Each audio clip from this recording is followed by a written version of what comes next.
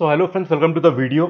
तो friends, coordinate geometry हमने 3 class में कंप्लीट करी थी, बट आप लोग के मैंने कमेंट्स पढ़े थे तो ऑब्वियसली कुछ काफ़ी इंपॉर्टेंट फॉर्मुलेज हैं जो हमें कवर करना बाकी है, जो मिस हो गए थे। तो इसलिए एक पार्ट को मैंने ऐड किया है बेस्ड ऑन द इनपुट्स जो आपने कमेंट बॉक्स में दिए थे। तो वो चीज़ें हम लोग इस वीडियो में कवर करेंगे। कोऑर्डिनेट ज्योमेट्री की तो टेक्निकली आज पूरा हो जाएगा, ठीक है। These are very important topics, काफी इंपॉर्टेंट है और इनका एप्लीकेशन भी एग्जाम में आता रहता है, तो ध्यान से देखिएगा। तो मैं पिछले वालों की भी वो चेंज कर दूंगा नंबरिंग, तो 4 पार्ट रख लेंगे अपन। आइए शुरू करते हैं, ठीक है। तो जो कमेंट्स आए थे उसके बेस पर एक लिस्ट मैंने बना ली, जो यहाँ पे मैंने बना के रखी है। पहला जो 2-3 चीजें थी मिक्स करके बता दूं मैं आपको। एक तो किसी भी ट्राइंगल में हम जो निकालते हैं सेंट्रोइड, उसका फॉर्मूला मैंने कवर करवाया था आपको, x1 plus x2 plus x3/3 वाला। How to find the orthocentre, ये क्वेश्चन आता है, वो हम कवर करेंगे। फिर distance between point and a line, distance between two lines, इसकी बात करनी है। उसके बाद परपेंडिकुलर किसी पॉइंट से अगर आप बनाते हो किसी लाइन पे, तो उसका फुट कहां पे होगा, और रिफ्लेक्शन कॉन्सेप्ट। तो ये 4-5 चीजें बची हैं, इसको हम कवर करेंगे, ठीक है। तो thank you for all the comments, input जो आप देते हैं। कई बार चीजें छूट जाती है, तो कमेंट्स आपके बहुत हेल्प करते हैं चीजों को और एग्जॉस्टिव बनाने के लिए। आइए शुरू करते हैं। मैं सारी चीजें सॉल्व नहीं करूंगा, आपको अप्रोचेस सारी बता दूंगा, एक दो हम सॉल्व भी कर लेंगे, ठीक है। तो चलिए शुरू करते हैं। पहले मैं आपको बताता हूं कि हाँ, डिस्टेंस बिटवीन अ लाइन वाली वो जरूरी बात थी ना, वो मेन फॉर्मुलेज में रहेगी, करवानी थी वैसे। अब एक तरह से देखते जाइएगा, बहुत जरूरी चीजें हैं। पहला, distance between a point and a line, ठीक है। मतलब हमें पॉइंट दे रखा है, मान लो ये पॉइंट है x1 y1, और हमें लाइन की इक्वेशन भी दे रखी है ax plus b y plus c equal to 0। तो ये है लाइन और ये है पॉइंट, इनके बीच का डिस्टेंस निकालना है। और डिस्टेंस हर बार क्या होता है, द शॉर्टेस्ट वन, मतलब परपेंडिकुलर का हम डिस्टेंस निकालते हैं। तो कितना हो जाएगा, सीधा फॉर्मूला है, x1 y1 को यहां पे रख दो, ax1 प्लस बी वाई1 प्लस सी। अब ये जीरो तो होगा नहीं, क्योंकि भाई ये पॉइंट लाइन के ऊपर तो है नहीं, ठीक है। अब आप बोलोगे सर ये पॉइंट अगर लाइन पे होगा तो जीरो हो जाएगा। हाँ, तो अगर पॉइंट लाइन पे हो गया तो डिस्टेंस वैसे जीरो होना चाहिए, तो इसलिए कोई टेंशन नहीं होगा। इसको डिवाइड करना मत भूलना, root of a square plus b square से, ठीक है। और मॉड लगा देना, because distances are always positive, ठीक है। तो this is the formula for distance between a point. ये रहा पॉइंट अपना x1 y1, और ये रही line ax plus b y plus c equal to 0। इस लाइन की क्वेश्चन इन पॉइंट को रखो और root of a square plus b square से डिवाइड कर दो, काम खत्म आपका, ठीक है। नेगेटिव है तो उसको पॉजिटिव कर देना, बिकॉज मॉड लगता है बाहर। सिंपल। अगले पे आइए। ये पॉइंट और लाइन के बीच की बात होगी, दो लाइन के बीच का डिस्टेंस। तो देखिए, पहली line, distance between two lines, distance between two lines, उन दो लाइनों की इक्वेशन क्या होगी वो देख लेते हैं। A x plus b y plus c one equal to 0, a x plus b y plus c two equal to 0। इन दोनों लाइनों के बीच का हमको डिस्टेंस फाइंड करना है, and the formula is C1 minus C2 upon root of a square plus b square से divide करना मत भूलना। अब ध्यान दीजिएगा, आपको स्ट्रेट लाइन की थ्योरी पढ़ा चुका हूं और आपको पता है कि ये दोनों पैरेलल लाइंस हैं। तो when the two lines are, this formula is for parallel lines, when the two lines are parallel, तो उनके बीच का डिस्टेंस, एक तो ध्यान रखना फ्रेंड्स कि ये कोफिशिएंट बराबर हो जाने चाहिए, ठीक है। मतलब कि मान लो इक्वेशन है 2x plus 3y plus 7 equal to 0, और दूसरी है 4x plus 6y plus let us से 20 इक्वल टू 0। इसमें 20 माइनस 7 मत कर देना, पहले इसको अपॉन 2 कर देना। तो 2x plus 3y plus 10 equal to 0। अब जो भी कैलकुलेशन करना है आप कर देना, तो कोफिशिएंट सेम कर देना, देन अप्लाई द फॉर्मूला। दूसरी बात, यहां पे सिर्फ 10 माइनस 7 3 मत कर देना, आपको root of 2 square plus 3 square, मतलब 9 प्लस 4 रूट 13 जो होता है, उसे डिवाइड भी करना पड़ेगा। तो ये नीचे वाला पार्ट मत भूलना, डिस्टेंस बिटवीन टू लाइंस। अब एक और सवाल यहां पे बनता है कि सर आपने तो फॉर्मूला दो लाइन के बीच का सिर्फ पैरेलल लाइन के बीच में बताया, what if the lines are not parallel, ठीक है। क्योंकि मैंने बहुत स्पेसिफिक एग्जांपल लिया है where in the general form of the lines taken both are parallel, right. तो अगर पैरेलल नहीं हुए तो क्या होगा, तो डिस्टेंस का कॉन्सेप्ट ही नहीं है भाई। दो लाइन के बीच का डिस्टेंस तभी निकालोगे when they are parallel. If they are not parallel that means they are intersecting. और इंटरसेक्टिंग लाइन का तो फंडा पता ही है आपको, पहले डिस्टेंस ज्यादा होता है, फिर कम होता जाता है, फिर ये मिल जाती है जीरो डिस्टेंस, फिर बढ़ता जाता है। अब डिस्टेंस क्या निकालोगे इसमें, आप निकाल ही नहीं सकते आप। इसलिए distance between to parallel lines वाला कॉन्सेप्ट लगता ही पैरेलल लाइंस के बीच में, तो वो टेंशन मत लीजिएगा, ठीक है। चलिए और क्या क्या बचा इसमें। ये तो हो गया रिफ्लेक्शन कॉन्सेप्ट, चलो एक बार देख लेते हैं रिफ्लेक्शन कॉन्सेप्ट। अच्छा, उससे पहले मैं ऑर्थो सेंटर वाला बता दूं आपको। ऑर्थो सेंटर वाला, तो दोनों फॉर्मूले क्लियर हो गए। देखिए ऑर्थो सेंटर का ना फॉर्मूला नहीं होता कुछ भी, बट अप्रोच क्या होती है बता देता हूं मैं आपको, सिंपल है बिल्कुल। मान लो ये ट्राइंगल, इसके तीनों कोऑर्डिनेट्स, तीनों वर्टेक्स, जो तीनों वर्टाइसेस हमको दिए हैं कोऑर्डिनेट्स, x1 y1 दिया हुआ है, x2 y2 दिया हुआ है, x3 y3 दिया हुआ है, और हमें निकालना है ortho centre. What is ortho centre? Meeting point of altitudes. Altitude मतलब वर्टेक्स से जो लाइन निकलती है और अपोजिट साइड के लिए परपेंडिकुलर होती है। ये रहा ऑल्टीट्यूड, ये रहा दूसरा ऑल्टीट्यूड, और ये रहा तीसरा। इन्हीं का मीटिंग पॉइंट ऑर्थो सेंटर कहलाता है, जिसकी हमको कोऑर्डिनेट्स निकालने हैं। कैसे निकालोगे? देखिए फ्रेंड्स, ट्राइंगल में 3 ऑल्टीट्यूड्स बनते हैं and all the 3 altitudes are concurrent, मतलब एक ही पॉइंट से पास होते हैं। इसलिए आप तीनों की इक्वेशन का टेंशन मत लो, आप किन्हीं भी दो की वैल्यू निकाल का मीटिंग पॉइंट निकाल दो, तीसरा भी वहीं से पास होगा। तो कोई भी दो का मीटिंग पॉइंट निकाल दो। वो कैसे निकालोगे? बहुत सिंपल है, सुनना ध्यान से, अप्रोच बता रहा हूं आपको। देखो, ये और ये, इन दोनों की इक्वेशन निकाल दो और फिर मीटिंग पॉइंट तो निकाल ही दोगे सॉल्व करके। अब इसका कैसे निकालोगे आप? देखो, आप पहले इस लाइन की स्लोप निकाल दो। ये मैं लिख देता हूं ए बी सी, ये डी हो गया, ये ई हो गया, और ये एफ हो गया। आप बीसी की स्लोप निकालो, तो एडी की स्लोप क्या होगी? बोथ आर परपेंडिकुलर, तो आपको पता है कि मान लो बीसी की स्लोप 3/2 है, तो एडी की स्लोप -2/3 होगी। तो आपको एडी की स्लोप भी मिल गई, और वो जिस एक पॉइंट से पास होता है वो पॉइंट भी पता है। स्लोप पॉइंट फॉर्म से इक्वेशन निकाल देना। इसी तरह से सी एफ, जो दूसरा ऑल्टीट्यूड, उसकी भी निकाल देना इक्वेशन। दोनों को सॉल्व करना, आपको ऑर्थो सेंटर मिल जाएगा।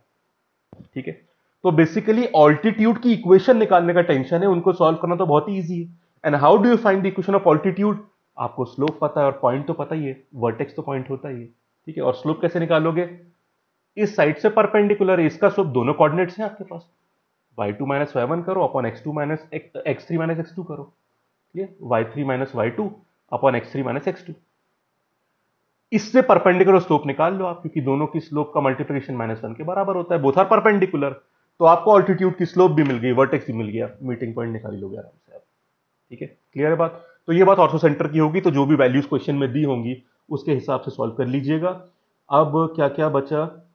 दो चीजें बस बचती हुई मुझे दिख रही हैं। एक तो फुट ऑफ द परपेंडिकुलर, अगर हम किसी बाहरी पॉइंट से लाइन के ऊपर बनाते हैं परपेंडिकुलर, और एक रिफ्लेक्शन कॉन्सेप्ट, ये बता दो रिफ्लेक्शन। ठीक है,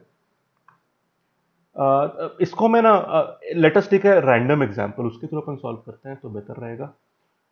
2x plus 3y plus 7 equal to 0, ये लाइन है, और इस लाइन के अक्रॉस हमको रिफ्लेक्शन चाहिए। किस पॉइंट का? वो point 1,2 I am taking generic values, मतलब ऐसे रैंडम वैल्यू दे लेते हैं। तो find the reflection of the point 1,2 across 2x plus 3y plus 7 equal to 0। मतलब समझे आप लोग कि अगर 2x plus 3y plus 7 equal to 0 एक स्ट्रेट लाइन है, एक मिरर की तरह काम करती है, तो इस पॉइंट का रिफ्लेक्शन क्या होगा? अब देखो, फिजिक्स में पढ़ा है आपने, रिफ्लेक्शन एक तो ये परपेंडिकुलर रहेगा, उतना ही डिस्टेंस पीछे रिफ्लेक्शन बनता है, मतलब उतना ही पीछे आप चले जाओ। तो ये रिफ्लेक्शन मान लेता हूं एक्स वाई लिख देते हैं अपन। ठीक है, तो आप जानते हो कि ये दोनों डिस्टेंसेस बराबर होंगे, पहली बात तो ये। ठीक है, और ये जो हमने दोनों पॉइंट्स को ज्वाइन किया है, ये 1,2 और ये 1,2 की इमेज या जो रिफ्लेक्शन बनेगा, reflection is a better word, image, अब ठीक है इमेज भी बोल सकते हो। ये जो रहेगा ये आपकी लाइन से परपेंडिकुलर रहेगा, सॉरी ये जो लाइन थी, हाँ, ये परपेंडिकुलर रहेगा। होगी बात क्लियर? अब इसी का इस्तेमाल कर लेते हैं हम लोग। अब देखिए, वी हैव टू वेरिएबल्स और हमें दो इक्वेशन चाहिए होंगी। पहली इक्वेशन, दोनों का मिड पॉइंट, मतलब x प्लस 1/2 और y प्लस 2/2, ये दोनों इस स्ट्रेट लाइन पे लाई करेंगे, तो पॉइंट रख दो 2। x कितना है? x plus 1/2 plus 3, y value कितनी है? y plus 2/2 plus 7 equal to 0। पहली इक्वेशन बन चुकी है, इंटू 2 कर दो पूरे को आप, तो 2x plus 2 plus 3y plus 6 plus 7 equal, ये तो 14 हो जाएगा ना, आपने डबल किया है, इक्वल टू 0। तो 2x प्लस 3y प्लस 22 दिख रहा है ये, राइट, इक्वल टू 0। सही किया ना भाई? कुछ सिली मिस्टेक अगर कर दी तो देख लेना, वैसे तो नहीं लग रहा कुछ करिए। 2x प्लस 3y प्लस 22, हाँ ठीक है। तो पहली क्वेश्चन ये बन गई। दूसरी कैसे बनेगी? दूसरी कैसे बनेगी? बहुत सिंपल है, इस वाली स्ट्रेट लाइन की इक्वेशन निकालो ना आप पहले। इस वाली स्ट्रेट लाइन क्या निकलेगी? y minus two upon x minus one. ठीक है, इस लाइन की स्लोप कितनी है?